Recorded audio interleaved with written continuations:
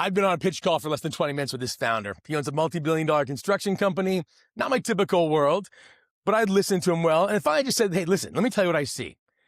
And I kind of laid out the two or three things in 2 or 3 sentences. And he just kind of laughed. He sat back in his chair and laughed. He said, how exactly can you sum up every problem facing in under 15 minutes? And a couple of things come to mind. In that moment, one, I'd want to be like, yes, that's because I'm that good. It's great to feel like somebody thinks you're good at your job. And it's fun to feel like you're able to name their problem because it helps them. But then also I feel worse because in that moment I realized that he's been feeling some pain and feeling some struggle he really didn't need to. And what I said to him next is kind of the thing I need you to hear today. And that's this. I looked him in the eye and I said, the reason I know what you're going through is because you're not special. And he kind of laughed. And I said, I mean, you're great and you're obviously a high performing company, but your problems are typical. What you're going through is completely normal. And I don't mean it as an insult. I mean that possibly the most relieving thing I could say to you is you're not special.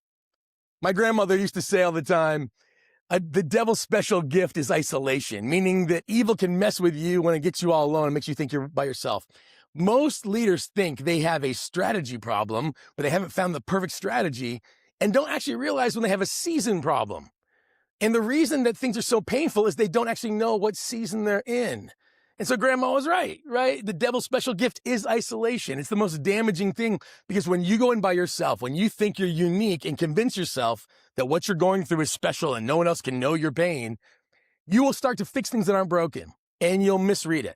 So the issue is I need you to understand that it's not often strategy, it's actually a season. And so I want to give you 3 different pieces on 3 different things to understand about whether or not you're in a season or you actually need to change strategy. So there's 3 buckets. And these are typical, okay? And so this is kind of a talk for like founders, is that when you start a company, I deal with a lot of startup founders. So we're talking 1 or 2 people that are trying to grow a company. Season 1 is called the team that splits. When you start and get ready to go, the first group of people, your founder, your business partner, the person who believes in you, those first couple people that help, you're a team and it's really, really clear. And you sit in these meetings and you have scrums and it's all hands on deck and everybody's doing everything. So you start and you've got a team and you've never been more excited. But season 1, after the founding season is season 1, season 2 is the team splits into work groups. Somewhere between 10 to 15 people, a team stops being a team and becomes subgroups of teams. It becomes work groups. Communication that used to happen really, really naturally now has to be manufactured. Okay, people start protecting their lane because I don't know what's happening on rooms I'm not in. And you think you have a culture problem or a people problem. The challenge is you actually don't. You have a size problem. So between 10 and 15, it's team splits. Every company hits this. The ones who survive it stop trying to recreate the early team. Instead, start building the next clusters of teams, like constellations. The season that happens after that is the operator becomes a manager. This is where your headcount gets around 25 to 30 people. Your best people are suddenly promoted because they were so great at the work they had, but now they're responsible for people who do the work. I see with engineers who become engineer leads. They're like, I want to talk about code. I don't want to talk about whether or not someone take vacation or not. Your best salesperson is now running a sales team. And you start to wonder why it's not clicking. You think you have a talent problem, but you don't actually. You have a transition problem. And it's not their fault. It's yours for not naming the season. It's yours for not realizing that the job of a manager is different than the job of an individual contributor. And so your best person shouldn't become the person leading your best people. That doesn't work that way. The third season, which is kind of its own, is we call it the culture stops traveling. This is when your headcount breaks about 50 people, between 50 and 100. Something quieter starts to happen. In the early days, see, our culture is all about the rules of engagement based on how close we're sitting together. It's based on proximity. You were in the room, you watched how every idea was heard, people felt great, no one was caught off guard. But the problem is now, you as the founder, you're not in every room. And what you've built is now being diluted because the culture only carries as far as the leads of those meetings, those leaders in those rooms. They have to carry the encoded culture of how do we communicate? How do we collaborate? How do we problem solve? And so now you're starting to feel like, wait a minute, how do we not lose the values this company was based on as we try to grow? You don't have a systems problem. What got you here genuinely cannot carry you there. And see, this is the issue we face. is that we'll often at this point go, man, it's a culture problem or it's a communications. And it's the ability to really truly understand, is this a strategy problem to solve or is this simply the season I'm in? And so it could be strategy, right? You could have a market misread. Your product is not properly growing in the direction that your market needs it to. But a lot of times, if the market's not being clarified and you're like, what's the one thing that's changed? Because it worked before and it's not working today. Is it strategy or is it season? Also, is it headcount? So if you're somewhere between 12 to 15 people, you're going to feel that, okay? You're going to feel the need to, how we communicate has to be cleaner. We have to have mechanisms where team 1 and team 2 are talking to each other because we're not just one team.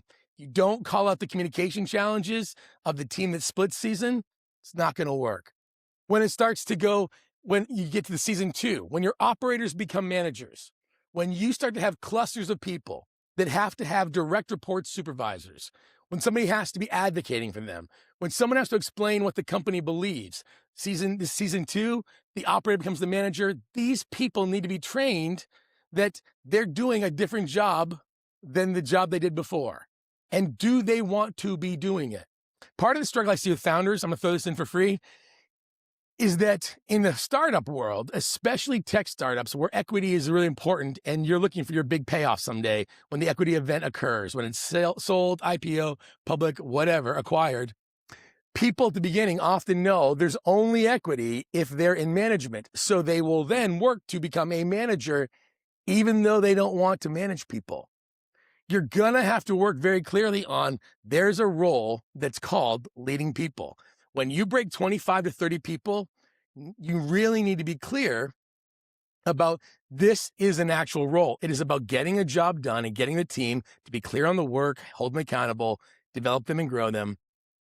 But you've got to also be clear on that's the job, but they have to want to do that job. And so this ends up being really, really important because it actually sets up the last season when you start to break 50 to 100 and more. This is where your culture is going to transition and carry, but you as the CEO or founder is not going to be enough to carry that. It's only going to work if you did season 2 right and you had your operators learn that their operator job was done and they're actually now managers. The managers carry the culture. The managers carry the values and the ecosystem. And so if you're starting to feel like, man, but we're different, how do we not become different than the founding? You're not. You have to figure out what the essence and core strength of the company are, and then let that live in the people around you in the seasons. But here's the problem. Most leaders don't recognize what season they're in. And so they assume it's strategy, and they assume that they've missed something.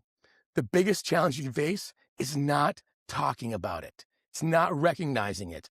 When you replace this, I tell people all the time, the biggest issue I have for people who don't recognize what season they're in is often shame, another good S word, is that the shame of how could I have missed the turn? Did I miss the turn? And they think it from a strategy perspective. They then will not talk about it. They'll instead go, well, it's got to be the answer. And they'll try to get consultants and all those other things instead of realizing, oh, wait, much like my guy at the beginning, how could I name his problem? Because he wasn't special.